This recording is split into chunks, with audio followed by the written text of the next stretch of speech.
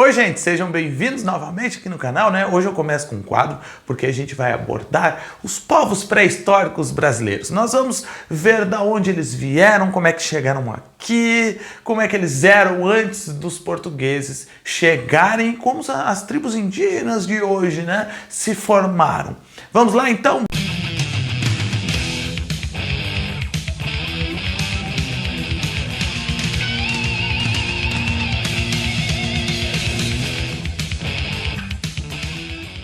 Bom, na aula passada a gente falou que o ser humano veio da África, nós, o Homo sapiens sapiens, em lugares dos mais variados em épocas diferentes. Então nossa evolução foi um pouquinho diferente das outras, né? Bom, aqui no mapa a gente consegue enxergar, eu fiz um mapa mundi um pouquinho invertido, vocês vão entender o porquê, tá? Aqui é a África, tá bem bonitinho, não reclamem. Vocês vão ver que nós temos em 3 regiões distintas do continente africano, saídas de populações. 295 mil anos atrás, né? Tá tudo em 1000 anos, coloquei até o recado ali. Sai do sul, 315 mil anos, a gente tem um fóssil bem antigo encontrado, né, no norte da África, e por volta de 200 mil anos nós temos fósseis ali encontrados na África Oriental, onde hoje é o Quênia, Etiópia, aquela região dali. Eles saem da África por 2 travessias e prováveis momentos diferentes. Onde hoje é um canal, né, de Suez, o ser humano atravessa por volta de 200 mil anos, tanto é que fósseis encontrados na Palestina datam de 190 mil anos, né, atrás. A gente tem uma outra passagem aqui, né, pelo Mar Vermelho, que vai pelo sul da Arábia Saudita, vai percorrer até o território da Índia, sul da China, e a gente tem os primeiros habitantes chegando na China por volta de 100 mil anos atrás. Grupos que vieram de regiões distintas vão chegar na China neste tempo. Essas populações que percorrem o sul, elas vão até a Austrália. Então nós já temos os primeiros Homo sapiens sapiens chegando na Austrália há 65 mil anos atrás. Voltando aqui, a gente tem fósseis, né, humanos encontrados que datam de 60 a 55 mil anos atrás aqui na Ásia Central, e a partir de então a gente começa a ver o homem de Neandertal sumindo, né, e o Homo sapiens assumindo estes lugares. Por exemplo, na Europa, a chegada do Homo sapiens ocorre há 43 mil anos atrás. É um dos últimos lugares onde o Homo sapiens chegou, tá bom? Mas como eles chegaram na América? A América está aqui, linda, maravilhosa, com as minhas habilidades artísticas. Bom, a provável teoria, a mais provável de todas, a mais aceita de todas, é a passagem humana através do Estreito de Bering, tá? Que fica nesta região aqui. O que aconteceu? Congelou, porque nós estávamos há 20 mil anos no auge da Era do Gelo, né? Então é provável que aqui estivesse congelado e os grupos humanos acabaram passando para a América aqui, entre Rússia e o Alasca, né, os Estados Unidos, neste Estreito de Bering. E aí eles vão percorrendo. Interior dos Estados Unidos, a gente não tem as datas dos povos que ficaram no Polo Norte, nem no norte dos Estados Unidos e sul do Canadá. Nós temos fósseis que por volta de 16 mil anos já habitavam a região da Flórida, por exemplo, nos Estados Unidos. Eles vão descendo pela América Central, que ficou feio pra caramba esse desenho, mas tudo bem. E aí eles se dividem. Parte vai para a floresta amazônica por volta de 14 mil anos, a gente tem os primeiros habitantes, né, no Brasil, e outra parte vai para o sul, onde há 11 mil anos a gente tem a travessia dos primeiros Homo sapiens ali pelo Rio Uruguai, entrando na região sul do Brasil, tá bom? Então nós temos esta configuração. Em roxo, eu deixei algumas hipóteses existentes. Nós temos a Danielle Guidon aqui, que vem pela África há 58 mil anos, perdão. Ela não é muito aceita, tá? E nós temos esta possibilidade que eles podem ter vindo, esses grupos humanos, pela navegação ou até da Polinésia ali, tá? Porque tem traços genéticos dos povos daqui nestas populações também. Mas o que alguns cientistas sugerem é que esses traços que tinham aqui, tinham nesses povos também, porque todos vieram, né, da África, então era uma origem comum, por isso que traz essa confusão aí nessa busca genética. O importante é a gente salientar que, claro, essa passagem do Estreito de Bering é a mais aceita, por isso os povos indígenas têm uma similaridade, tá, com os asiáticos, porque vieram provavelmente de uma região, né, foram os mesmos grupos humanos que se fixaram aqui, foram os que passaram para cá. Tá bom? É só isso por enquanto? Não, a gente vai para a aula ali daqui a pouquinho, vamos explicar melhor como é que a gente viveu, né, na América, como é que a gente viveu aqui, ó, dentro do Brasil. Bom, agora a gente vai identificar esta pré-história brasileira, os nossos primeiros habitantes, né? Lembrando que a arqueologia brasileira é muito avançada nesta área, a gente tem sítios importantíssimos. Os mais famosos que aparecem nos livros didáticos, mas não são só esses, são, por exemplo, o Parque da Serra da Capivara, onde a Niege Guidon, né, ela desenvolveu a teoria da chegada dos homens vindos da África, já mostrei anteriormente, e o sítio arqueológico de Lagoa Santa, lá em Minas Gerais. Lá nós temos este fóssil da Luzia, né, que dizem que foi a primeira, é um símbolo, né, deste primeiro ser humano aí no Brasil, datado por volta de 13 mil anos atrás. Esta imagem da Luzia está errada, tá? Não vieram populações com estes traços, né, africanos para o Brasil. Estima-se que as populações que vieram para cá ainda tinham traços muito parecidos com os indígenas, né, atuais. A gente teve uma análise errada, né, deste fóssil aí da Luzia, e aí se passou uma impressão e se desenvolveu várias teorias. Eu até 2018 errava muito, porque eu dizia, não, vieram povos da África aqui antes, né? Mas não era bem assim. As populações eram muito parecidas naquele tempo, né? Então, os traços da Luzia não são esses. Provavelmente é um traço mais ameríndio, tá? Como a gente conhece hoje. Bom, mas não interessa. O importante é que estes povos chegaram aqui no Brasil e a arqueologia deu uma dividida usando um termo, a partir de agora, chamado tradição, para estes primeiros povos. Tradição é caracterizar estes povos através dos seus restos materiais, do tipo de pedra, né, do tipo de alimento ou do lugar onde eles habitavam. Mas por que a arqueologia faz isso? Você sabe, não tem nada escrito daquele tempo, né? Então poderiam ser povos com línguas completamente diferentes, mas tradições similares, tá? Por exemplo, um desses grupos caçadores-coletores mais antigos que nós temos no Brasil pertencem à tradição Umbu, que vivia no centro-sul do Brasil. Esses povos gostavam de viver, né, em regiões um pouco mais abertas, usavam instrumentos de pedra um pouquinho mais rudimentares, né? Faziam, às vezes, a gente encontra nos sítios arqueológicos a questão das casas subterrâneas, desta tradição. Então, era uma forma desses caçadores-coletores viverem. Depois a gente tem a tradição Humaitá, que gostava mais de floresta. Tradição Itaipu, que gostava mais do litoral. Então, nós temos diversas tradições, né, formas de vida de grupos diferentes aqui no Brasil, só que a gente não tem como identificar de onde veio o quê. O que a gente pode dizer é que nós temos estes grupos, essas tradições, né, de caçadores-coletores como a Umbu vivendo em paralelo com os animais da megafauna, com mamutes, tigre, dente de sabre, preguiça gigante. Eu vou colocar uma imagem na minha frente aqui, entre vários outros, né? Sim, a floresta amazônica não era densa, a vegetação era um pouquinho mais espalhada, então esses grandes mamíferos conseguiam, né, viver e conseguiram conviver com os humanos. Tá certo, foram exterminados um tempo depois, né, provável, pela caça predatória desses grupos de caçadores-coletores. Isso é provável que tenha acontecido, mas é interessante a gente analisar que sim, aqui na América, aqui no Brasil especificamente, né, a gente teve esse contato dos grupos humanos com os grandes mamíferos ali da Era do Gelo, da megafauna. Outra coisa que as primeiras tradições já trazem aqui para o Brasil, né, é a questão da arte rupestre. A arte rupestre, a arte na pedra, né, um desenho na pedra, que são as mesmas manifestações de outras artes rupestres que nós temos no planeta. Manifestações religiosas e do cotidiano, tá? Então, a arte rupestre é bem legal porque ela é encontrada em diversas regiões do Brasil. Então a gente consegue caracterizar a pré-história brasileira da seguinte forma. Entre 13, 14, alguns dizem que já tinham grupos humanos. Esses primeiros caçadores, coletores, que viveram no Brasil, um grupo vai chegar pela região sul, outro já vai se estabelecer na Amazônia.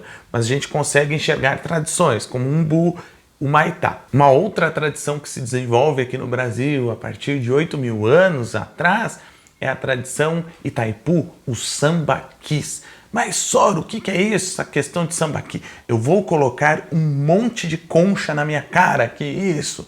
Essas conchinhas que muitos vão para a praia, acho que é uma duna, confundem, É um amontoado de conchas que estes povos pré-históricos que habitavam o litoral brasileiro entre o Rio Grande do Norte e o Rio Grande do Sul tinham como característica cultural amontoar conchas, às vezes para marcar território, para rituais fúnebres, para armazenar ferramentas, alimentos, entre outros.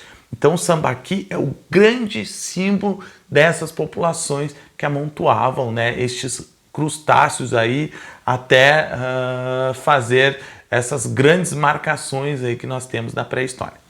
O termo sambaqui é amontoado de concha, tá? Vem do tupi. Essas populações provavelmente foram muito maiores do que as anteriores de caçadores-coletores que viviam no interior. Por quê? A oferta de alimento a gente percebeu que no litoral era maior, tá? Então, provavelmente nós temos formações de grandes grupos humanos no litoral brasileiro. Esses grupos vão acabar desaparecendo por volta de 2.000 anos atrás. Eu vou explicar o porquê daqui a pouquinho. Nós temos outros fenômenos aqui, não era só caça, coleta que vai caracterizar estes povos da pré-história brasileira.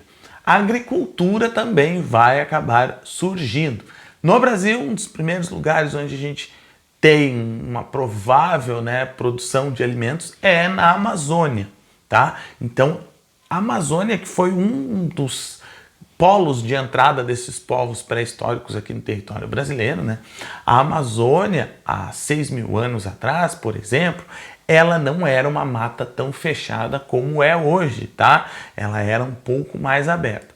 A gente percebe que os primeiros cultivos, a primeira domesticação dos alimentos é meio sem querer, porque onde o ser humano vai, ele vai deixando os seus restos materiais, cocô mesmo, e aí vão nascendo outras plantas. Por exemplo, se comia castanha num lugar da floresta, mas a gente encontra ela hoje em habitats que não eram para elas existirem. Mas por que elas foram para lá? O ser humano foi levando. E assim como ele vai levando, ele pode se alimentar daí, em outras gerações naquela região daquele alimento.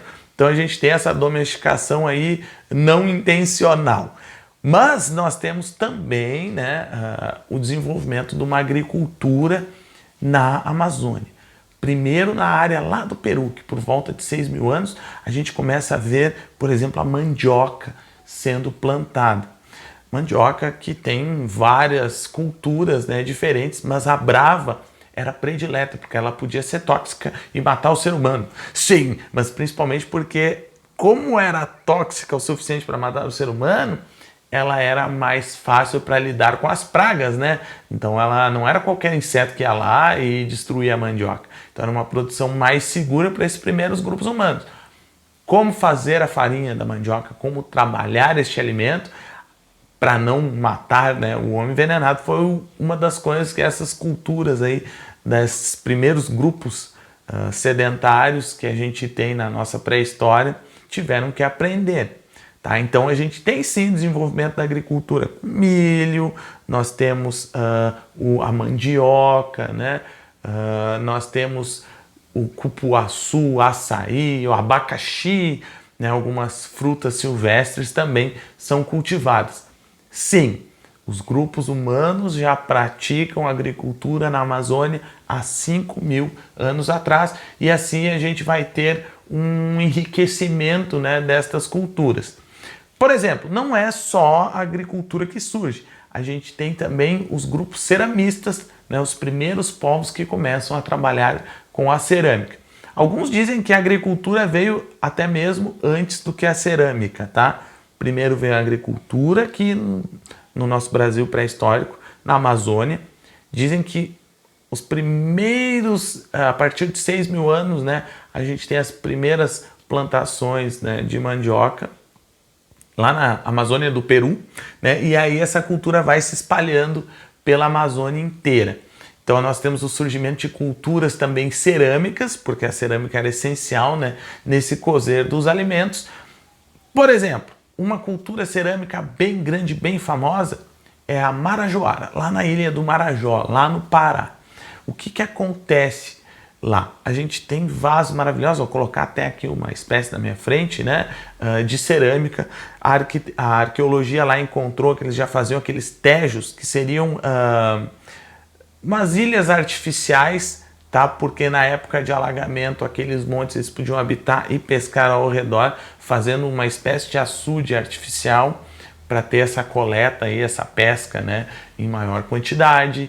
Nós temos nessa ilha do Marajó o desenvolvimento de uma cultura cerâmica maravilhosa, de sítios arqueológicos que demonstram uma capacidade, né, de organização social muito grande, um tipo de organização hierárquica que a gente chama de chefatura, tá? Porque tinham líderes, nobres, servos. É provável que ali tenha existido um grande grupo, né? Um grande grupo social, um grande povo que tenha dominado regiões ao redor. É difícil para os arqueólogos pontuarem isto pela Amazônia, porque a umidade da floresta faz sumir os vestígios, né, arqueológicos. Some tudo. Enquanto no Egito é muito fácil encontrar algo de 4 ou 5 mil anos atrás, na Amazônia é muito difícil, porque a umidade já foi absorvendo, né, já foi destruindo estes vestígios aí. Ah, não! Os tupis estão chegando! 5 mil anos atrás, com a agricultura, os grupos, esses grupos humanos que viviam na Amazônia, principalmente, eles começam a crescer, a gente começa a ter uma estratificação social com a chegada da agricultura. O que é isso? Os grupos humanos aumentam, aquela aldeia fica maior, então vai ter que ter chefe, cada um vai ter uma divisão do trabalho, a cerâmica fica melhor elaborada, os instrumentos de caça e de guerra também, a gente tem uma organização maior. Por causa disso, os grupos amazônicos saem mais fortes, né, de lá a partir de então. O que acontece? Que fenômeno a gente começa a perceber no Brasil? A formação de grandes grupos linguísticos, tá? Grupos étnicos. Mas o que é isso? As línguas que os índios falam atualmente, grande parte delas tem uma origem, tá? Por exemplo, a gente tem 4 grandes grupos linguísticos, tá? Grandes famílias. O Tupi-Guarani, então várias tribos falam línguas, né, que surgiram do Tupi-Guarani. Nós temos o Macro-G, nós temos o Aruac e o Caribe. São 4 grupos linguísticos que nós temos hoje, tá? Os 4 maiores, por exemplo, aqui no Brasil. Estes grupos começam a se formar neste período da agricultura, porque os grupos humanos ficam maiores, né? E aí eles vão se espalhando. Ah, eu vou plantar em outro lugar. E aí aquele grupo acaba se separando do seu antigo grupo. E com o passar dos anos, eles vão migrando para outros lugares, praticando a agricultura, tendo uma vantagem do seu grupo ser maior, né, e melhor organizado. Eles vão retirando os antigos caçadores-coletores das regiões onde eles viviam. Destes 4 grandes grupos linguísticos que começam a se formar a partir de 5 mil anos atrás, 3 deles saem da Amazônia: o Aruac, o Tupi-Guarani e o Caribe. Estes povos do grupo linguístico Aruac, essas várias tribos, vão sair da Amazônia, eles vão percorrer, por exemplo, a América Central. Quando Colombo descobre a América em Cuba, por exemplo, ou nas ilhas, né, ali das Bahamas, ele vai encontrar tribos que têm uma origem étnica deste grupo Aruac. Aí, para vocês terem ideia, né, de o quão esse grupo Aruac se espalhou pela América. Hoje é o maior grupo linguístico, tem por volta de 40 línguas que se originam deste Aruac aí. O maior grupo linguístico que permanece no Brasil é o Tupi-Guarani.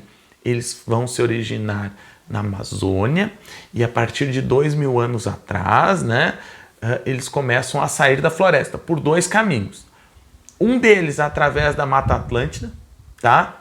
vão vir até o sul, que são os Guaranis, vão passar pelo Mato Grosso, pelo Paraguai, vão chegar ali no Paraná, no Rio Grande do Sul, que são os Guaranis, e o outro vai percorrer o litoral brasileiro, que são os Tupis. Então, nós temos duas vertentes que saem, né, da Amazônia, deste grande tronco linguístico Tupi-Guarani. E os Tupis-Guaranis, eles tinham uma cultura mais versada para a guerra, tá? Então a gente tem inclusive a antropofagia muito forte, né, entre os Tupis, Guaranis, né, no caso, a gente tem várias tribos que comiam, né, os capturados nos conflitos para absorver a sua força, e por isso que a gente chama isso de ritual antropofágico. Não comia toda a pessoa, mas ia comendo partes ali, o coração da força, então come o coração do guerreiro, que é a força dele, tu vai absorver, né? Isso tudo acontecia através de um grande ritual. Os tribos de origem tupi-guarani tinham essa característica muito marcante, uma característica belicosa, voltada para o conflito. Tanto é que a gente vê a cultura sambaqui, que vivia no litoral, desaparecer com a chegada, né, desses grupos aí tupi-guarani.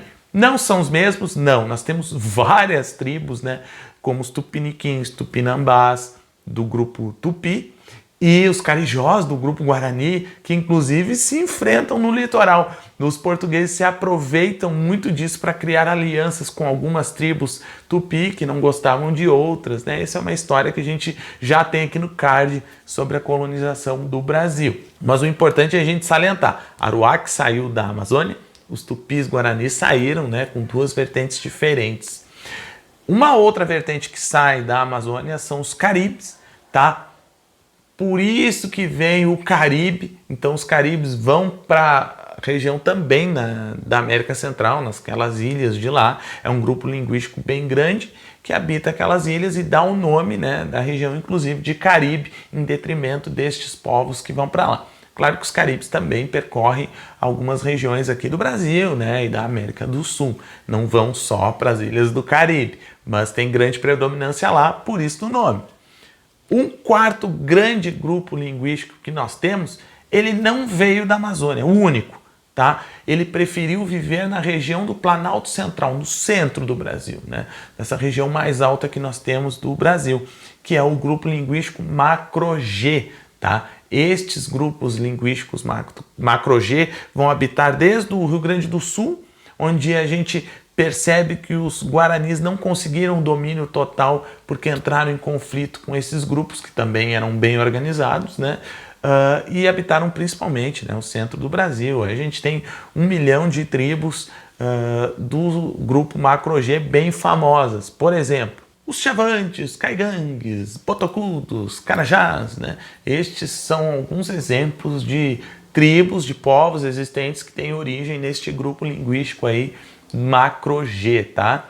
Então os portugueses, inclusive, não tiveram muito contato com essas tribos de origem Macro-G, nas quais eles chamavam de tapuias, que era um termo tupi, né, para aqueles que não falam a mesma língua, ali, algo do gênero assim, parecido, tá bom? Então a gente percebe, né, essa evolução destes grupos aí indígenas no Brasil, a partir dessa saída destes grupos aí, a partir de 5 mil anos da Amazônia, né, e aqueles Macro-G que já existiam no Planalto Central brasileiro, a gente percebe a formação de grande parte, né, das tribos indígenas que nós temos hoje. Elas se originam destes grandes grupos linguísticos aí. Claro que existe uma ou outra que não tem grupo linguístico nenhum, tá? E é na América que a gente tem a maior variedade de povos indígenas sem identificação com algum grupo linguístico, com linguagens únicas, tá? Então a gente tem uma variedade bem grande desses grupos menores aqui. Não quer dizer que só são esses 4 grandes grupos linguísticos.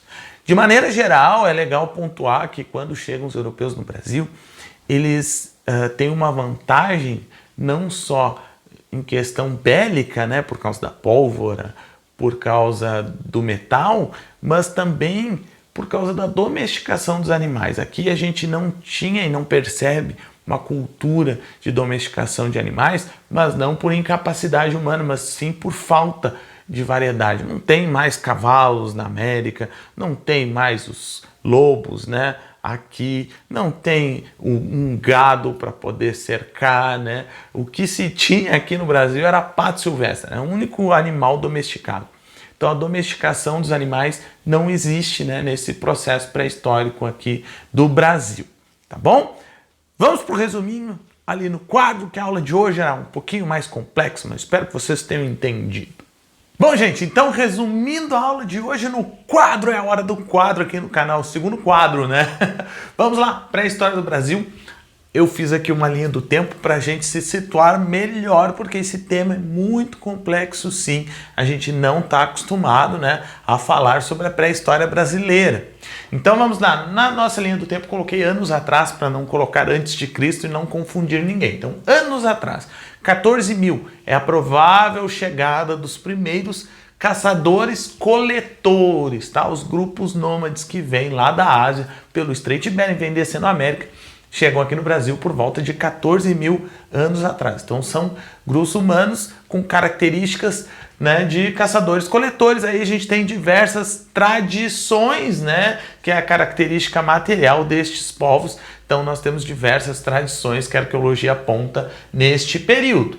Ah, um fazia uma casa debaixo da terra, outro gostava de empilhar concha, né? Era assim. Os sambaquis, esses amontoados de concha aí, datam de 8.000 anos. A gente tem uma precisão maior de que foi há 6.000 anos atrás, né? Mas acredita-se que 8.000 anos já existiam os primeiros sambaquis aqui no Brasil, que eram aqueles grupos que habitavam o litoral, conforme eu já falei, já mostrei imagem.